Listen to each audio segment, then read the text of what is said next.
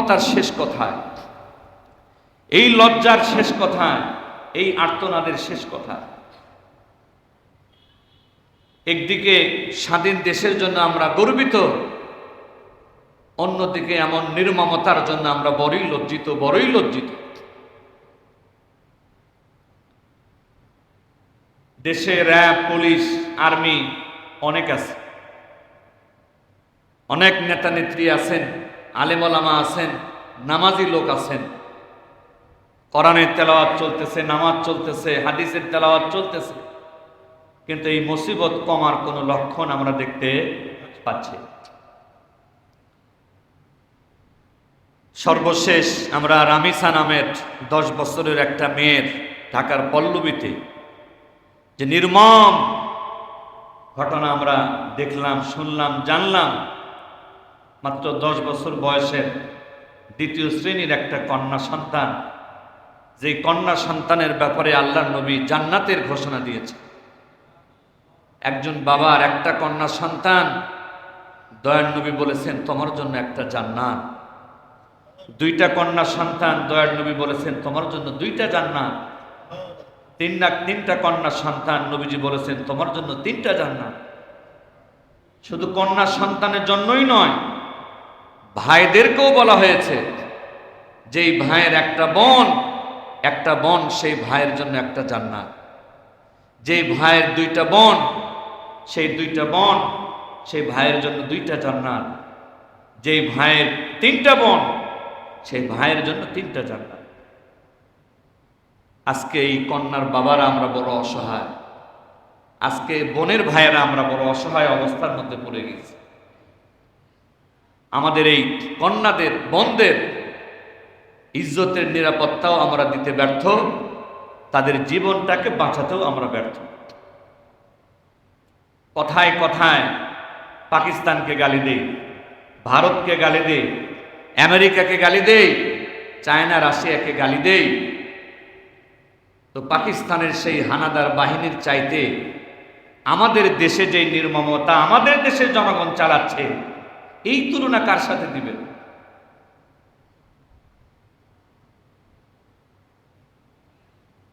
বিচারহীনতার এই দেশে রামিসার বাবা আক্ষেপ করে বলে ফেলেছেন, আমি কারো কাছে বিচার চাই না, কারণ এই দেশে বিচার আসলে হয় না।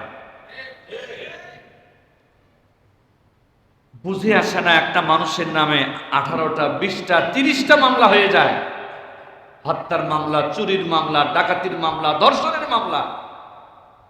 এরপরও এই নরঘাতককে বাঁচানোর জন্য উকিল পাওয়া যায়, এই নরঘাতককে জামিন দেওয়ার জন্য বিচারপতি এই দেশে পাওয়া যায়, এই নরঘাতককে আশ্রয় দেওয়ার জন্য সমাজের মাতব্বর পাওয়া যায়, এই সন্ত্রাসীদেরকে লালন পালন করার জন্য নেতা নেত্রীও খুঁজে পাওয়া যায়।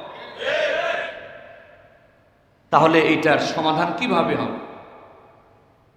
এরা যদি সব জায়গায় আশ্রয় পায়, এই সন্ত্রাসীরা যদি আদালতের কাছে আশ্রয় পায়, এরা যদি সমাজের ক্ষমতাশালী লোকদের কাছে যদি এরা আশ্রয় পায়, এরা যদি বন্ধু বান্ধবদের কাছে আশ্রয় পায়, নেতা নেত্রীর কাছে আশ্রয় পায়, তাহলে কিভাবে সম্ভব এই সমাজ, এই রাষ্ট্রটাকে এই সমস্ত অন্যায় অবিচার থেকে রক্ষা করা? দুনিয়াতে যত অপরাধ ঘটতেছে, প্রত্যেকটা অপরাধের জন্য হয়তো দুনিয়াতে একটা বিচার হতে পারে, নাও হতে পারে, কিন্তু প্রত্যেকটা ঘটনার জন্য মহান আল্লাহ তাআলার দরবারে, হাসরের মাঠে, 50,000 বছরের বিচারের মাঠে প্রত্যেকটা ঘটনার আবারও বিচার হবে।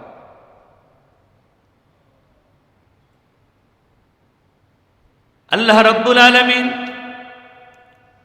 পবিত্র কালামুল্লাহ শরীফের মধ্যে হাসরের ময়দানের বিচারের একটা নমুনা আল্লাহ তাআলা তুলে ধরেছেন।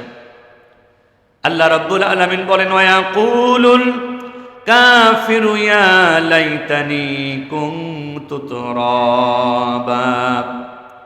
হাসরের ময়দানে যখন 50,000 বছরের বিচারের মাঠ শুরু হয়ে যাবে, ওই দিন আল্লাহ তাআলা এমন ভাবে বিচার শুরু করবেন, যেই বিচার দেখে কাফেরেরা, বেঈমানেরা, জালেমেরা পাপিষ্ঠ লোকেরা আফসোস করে বলতে থাকবে, হায় যদি আমরা আজকে মাটি হয়ে যেতে পারতাম।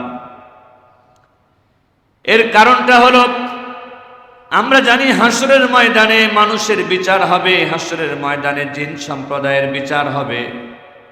কিন্তু আশ্চর্যের বিষয় হলো, মানুষের বিচার শুরু হওয়ার আগে, জিনদের বিচার শুরু হওয়ার আগে আল্লাহ রাব্বুল আলামিন পশু পাখির বিচার শুরু করবেন। এদের জান্নাতও নাই, জাহান্নামও নাই। গরু ছাগলের জান্নাত নাই, জাহান্নাম নাই। শুকুর কুকুরের জান্নাত নাই, জাহান্নাম নাই। এরপরও আল্লাহ পাক তাদেরও বিচার করবেন হাসরের ময়দানে। দুনিয়াতে একটা গরু শক্তিশালী আর একটা গরু দুর্বল। যখন ক্ষেতের মধ্যে ছেড়ে দেওয়া হয়, ক্ষেতের মধ্যে যত পরিমাণ ঘাস থাকুক না কেন, শক্তিশালী গরুর লক্ষণ হলো তার পাশে আর কোনো দুর্বল গরুকে সে সহ্য করতে পারে না। শক্তিশালী গরুগুলো দুর্বল গরুদেরকে অনর্থক বিনা কারণে তারা ঢিসাইতে থাকে, আঘাত করতে থাকে। একই গোয়ালঘরের মধ্যে যদি কয়েকটা গরু থাকে, তার মধ্যে যে গরুটা শক্তিশালী, এই গরুটা একই গোয়ালঘরের ভিতরে অন্য গরুদের উপরে, দুর্বলদের উপরে সে ঢিস মেরে মেরে জুলুম করে। কাল কিয়ামতের কঠিন ময়দানে আল্লাহ রাব্বুল আলামিন দুনিয়ার ওই শক্তিশালী গরুটাকে দুর্বল বানিয়ে দিবেন, আর দুনিয়ার দুর্বল গরুটাকে আল্লাহ তাআলা শক্তিশালী বানিয়ে দিবেন। এরপরে হাসরের ময়দানে এই দুইটা গরুকে উপস্থিত করা হবে। আল্লাহ রাব্বুল আলামিন দুনিয়ার মাজলুম সেই গরু যে বারবার ঢিস খেয়েছে, আঘাত পেয়েছে, কিন্তু পাল্টা জবাব দিতে পারে নাই, ওই দুর্বল গরুটাকে আল্লাহ পাক বলবেন, এই যে দুনিয়াতে এই সবল গরুটা, এ কি তোমাকে আঘাত করে কষ্ট দেয় নাই? বলে, হ্যাঁ অবশ্যই দিয়েছে। তুমি কি তার বিচার পেয়েছো? না, দুনিয়াতে কোনো বিচার পাই নাই। আজকে কি তুমি বিচার চাও? দুর্বল গরু বলবে, হ্যাঁ আমি বিচার চাই।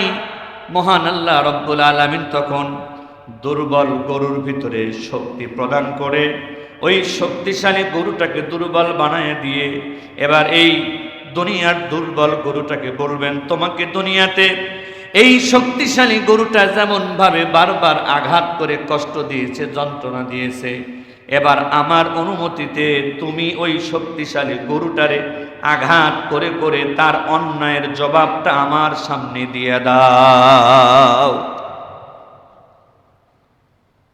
দুর্বল গরুটা শক্তি পেয়ে দুনিয়ার সেই জালেম গরুটাকে এত জোরে জোরে আঘাত করবে, দুনিয়াতে যতটা জুলুমের শিকার সে হয়েছিল তার প্রত্যেকটা জুলুমের দাঁত ভাঙা জবাব আল্লাহ পাক হাজার হাজার কোটি কোটি মানুষের সামনে দেখায় দিবেন।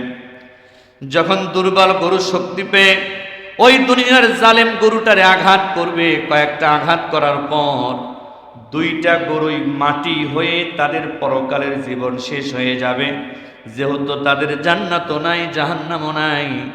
এই দৃশ্য দেখার পরে দুনিয়ার জালেমেরা, পাপিষ্ঠ ব্যক্তিরা, কাফের বেঈমানেরা আফসোস করে তারা বলতে থাকবে, ওয়াকুলুল কাফিরু ইয়া লাইতানি কুনতু তুরাবা, হাই দুনিয়াতে যদি শক্তিশালী না হতাম, দুনিয়াতে যদি রাজা বাদশা না হতাম, ক্ষমতাশালী না হতাম, পাওয়ারফুল না হতাম, সন্ত্রাস না হতাম, এমনকি যদি মানুষই না হতাম, দুনিয়াতে যদি এই গরু ছাগল হয়ে থাকতাম, আজকে হাসরের মাঠে কয়েকটা ঢিস খেয়ে আঘাত পেয়ে মাটি হয়ে যেতাম, ওই জাহান্নামে যাওয়া লাগতো না, ওই জাহান্নামে যাওয়া লাগতো না। যদি গরু ছাগল হয়ে দুনিয়াতে থাকতাম, আঘাত খেয়ে মাটি হয়ে যেতাম, জাহান্নামের কঠিন আযাব থেকে বেঁচে যেতাম। ওই দিন জাহান্নামকে চোখের সামনে দেখে দুনিয়ার ক্ষমতাশালীরা এটা বলতে থাকবে।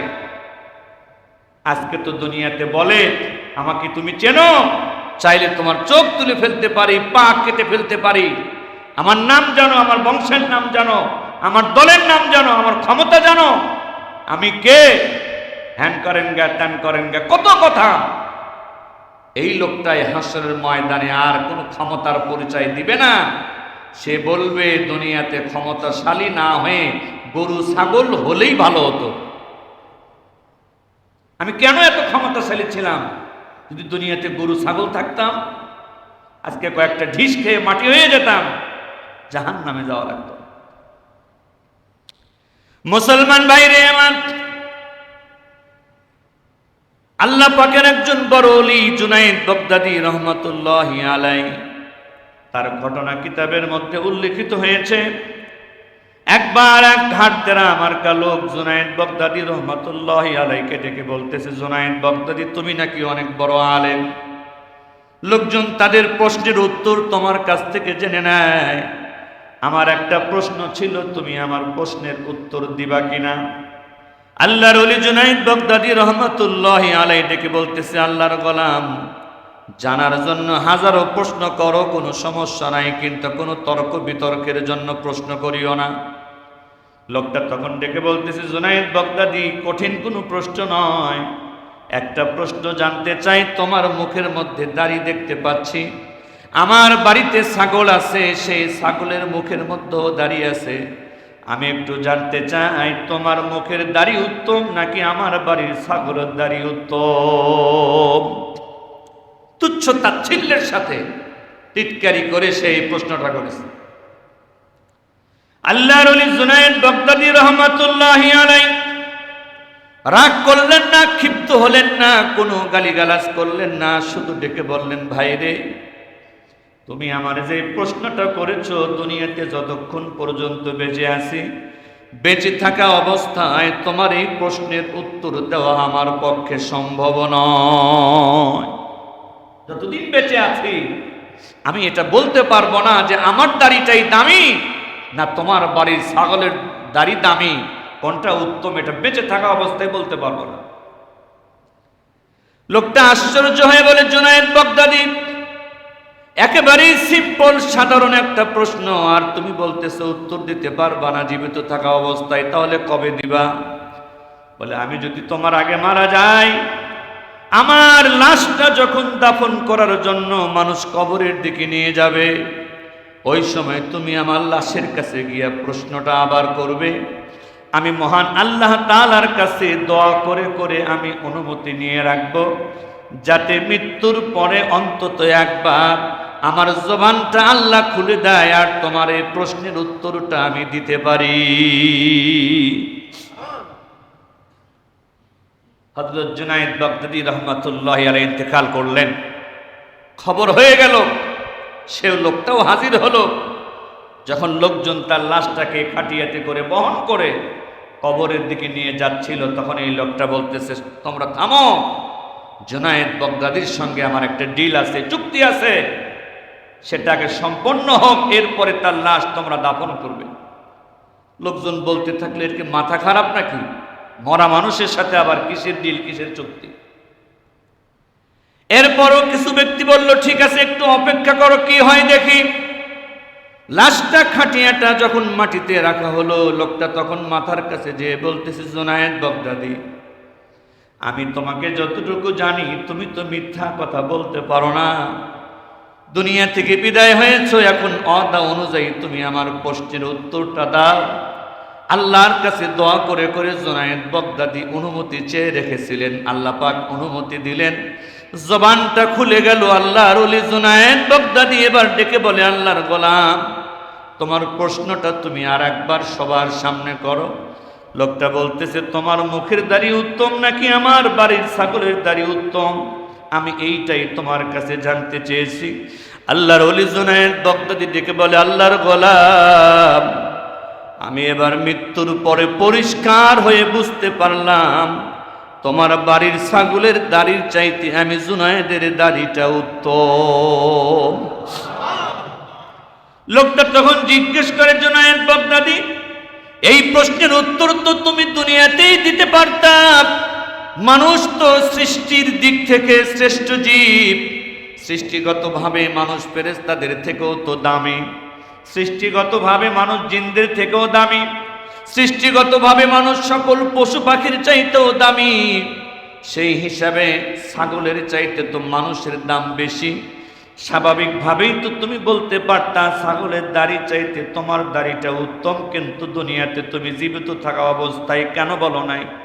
আল্লাহর ওলি জুনায়েদ বাগদাদি ঝরঝর করে চোখের পানি ছেড়ে ডেকে বলে, আল্লাহর গোলাম, তোমার কাছে প্রশ্নটা খুব ইজি মনে হতে পারে, সহজ মনে হতে পারে, কিন্তু শুনে রাখো, মৃত্যুর পরে কোনো মানুষ যদি জান্নাতি না হয়ে জাহান্নামী হয়ে যায়, মৃত্যুর পরে যদি কোনো মানুষ জান্নাতি না হয়ে জাহান্নামী হয়ে যায়, ওই ছাগলের জন্য জান্নাত নাই, জাহান্নামও নাই, ওই গরুটার জন্য জান্নাত নাই, জাহান্নামও নাই, ওই শুকুর কুকুরের জন্য জান্নাত নাই, জাহান্নামও নাই। যদি মৃত্যুর পরে কোনো মানুষ হওয়ার পরেও সে জাহান্নামী হয়ে যায়, শুকুর কুকুরের জন্য তো জাহান্নাম নাই, তখন প্রমাণিত হবে ওই মানুষটা জাহান্নামী হওয়ার কারণে আসলে শুকুর কুকুরের থেকেও সে নিকৃষ্ট।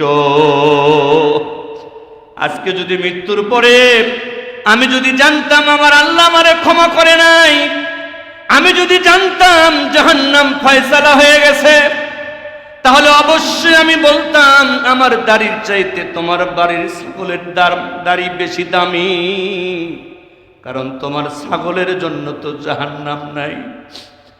আল্লাহ পাকের শুকরিয়া, মৃত্যুর পরে আমি কনফার্ম হতে পেরেছি আমার আল্লাহ আমাকে ক্ষমা করে জান্নাত দিয়েছেন।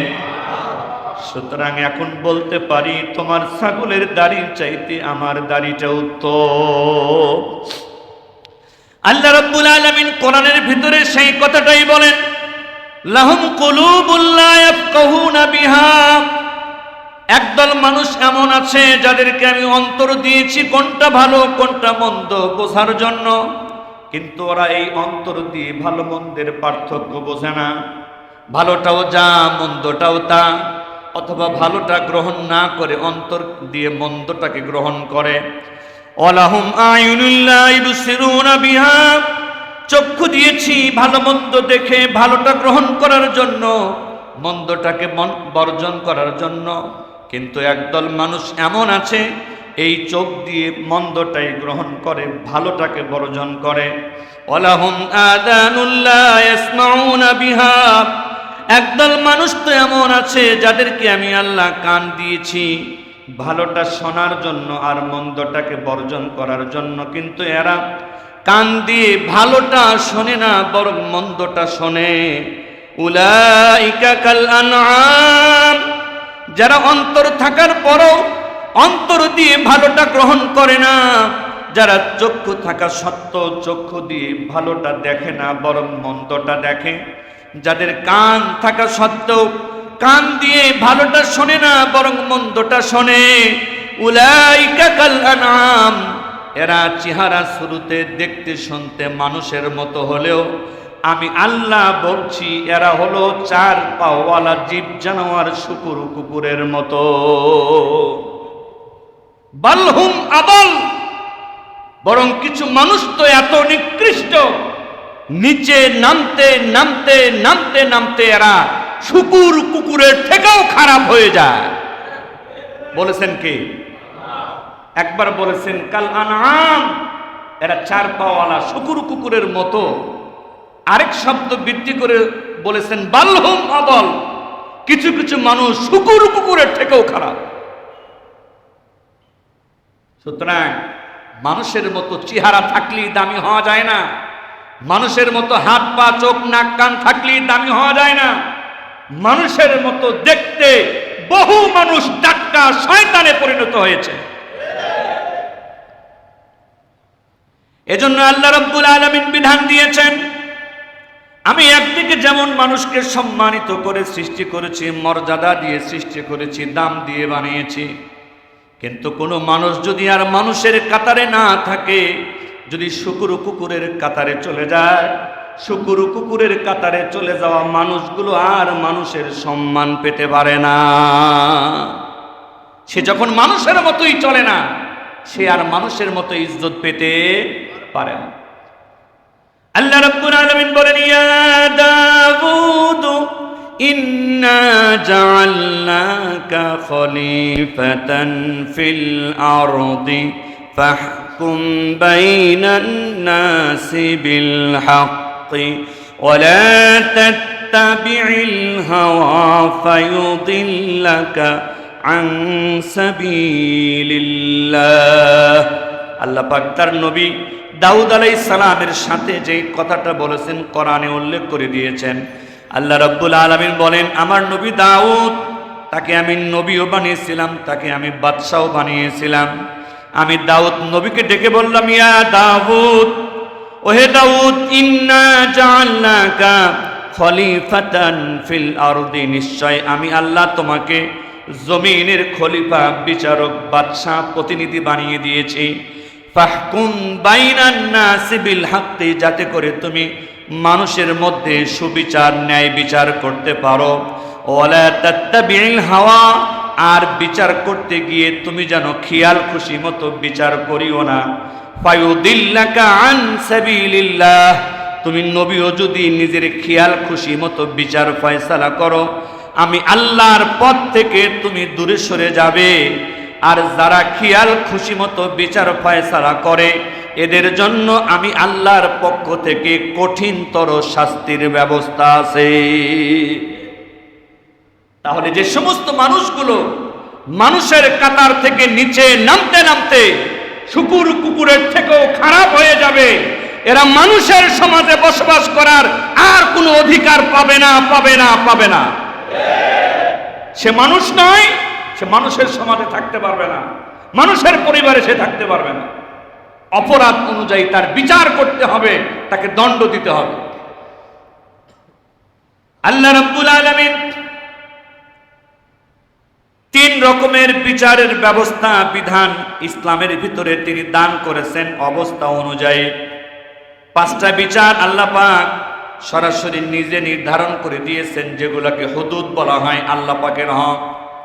কোনো ব্যক্তি যদি জেনা ব্যভিচার করে, এই জেনা ব্যভিচারকারী পুরুষ হোক নারী হোক, তাদের জন্য আল্লাহ পাক নিজে থেকে বিধান দান করেছেন, আয-যানিয়াতু ওয়াজ-যানি ফাজলিদু কুল্লা ওয়াহিদিম মিনহুমা মিয়াতা জালদা।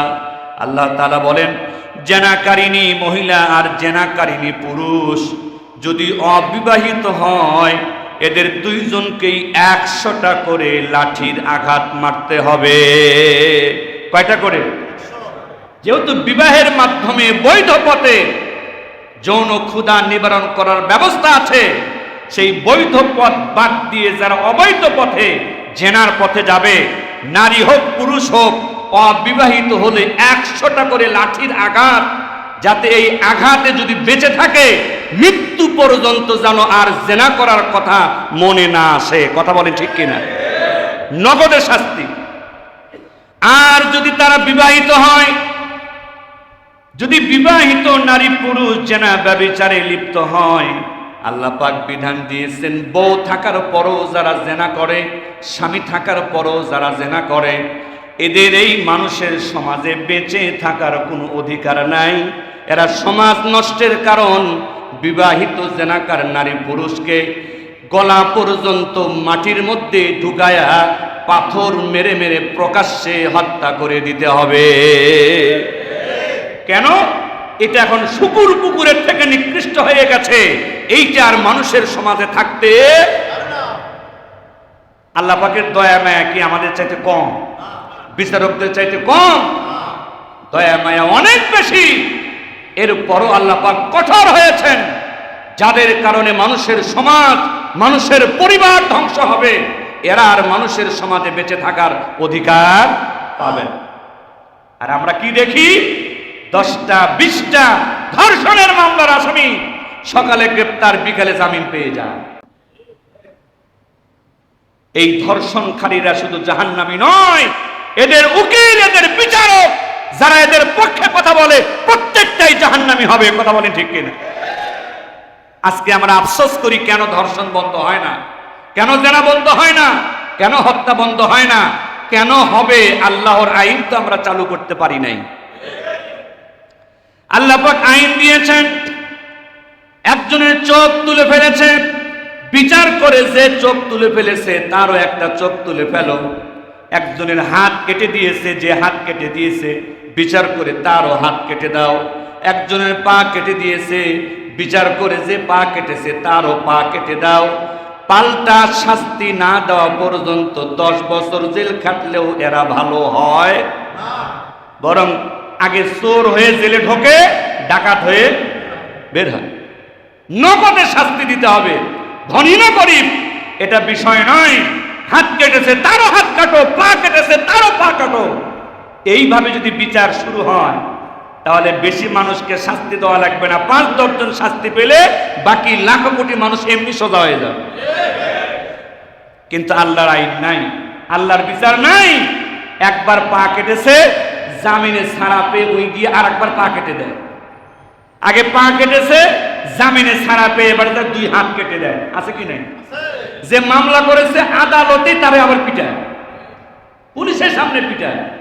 এই সাহসটা কেন পায়? ওই যে ওর শাস্তি হচ্ছে না, ও যে হাত কাটা মাত্র যদি ওর হাত কেটে দেওয়া হতো, ও কি আর পাল্টা আক্রমণ করার সাহস পেত? এই জন্য আল্লাহ পাক বলেন, মৃত্যুদণ্ড যাদের জন্য বরাদ্দ, এদের মেরে ফেলার মধ্যেই হাজারো মানুষের জীবন রক্ষা পাবে। যারা হত্যার মতো কাজ ঘটায়, যারা এইভাবে ধর্ষণের মতো ঘটনা ঘটায়, এদের মৃত্যুদণ্ড দিয়ে দাও। এদের এই মৃত্যুদণ্ড দিলে তোমাদের লাখো কোটি মানুষ নিরাপদ হয়ে যাবে। কিন্তু আমাদের দেশে আইনটা হয় না। আবার আল্লাহ পাক বিধান দিয়েছেন, মাঝে মাঝে প্রকাশ্যে মৃত্যুদণ্ড দিও, জনগণের সামনে দিও। 2-10-20টা যদি প্রকাশ্যে ঝুলাইয়া দেওয়া হয়, প্রকাশ্যে মৃত্যুদণ্ড দেওয়া হয়, এটা দেখে হাজারো চোর ডাকাত এমনিতেই সোজা হয়ে যাবে। কিন্তু এরা প্রকাশ্যে অন্যায় করে বেড়ায়, জুলুম করে বেড়ায়, আর এদের গোপনে একটু জেলে ঢুকায়া রাখে। তাও যদি আবার কারো ফাঁসি দেয়ও তাহলে সেটাও গোপনে, আবার ফাঁসি হয়ও না। ওসি প্রদীপ নামে একজনের নাম মনে আছে আপনাদের? চিন্তা করেছেন, একজন আর্মির বড় অফিসার ছিল, সে প্রধানমন্ত্রীর কার্যালয়ে দায়িত্ব পালন করেছে।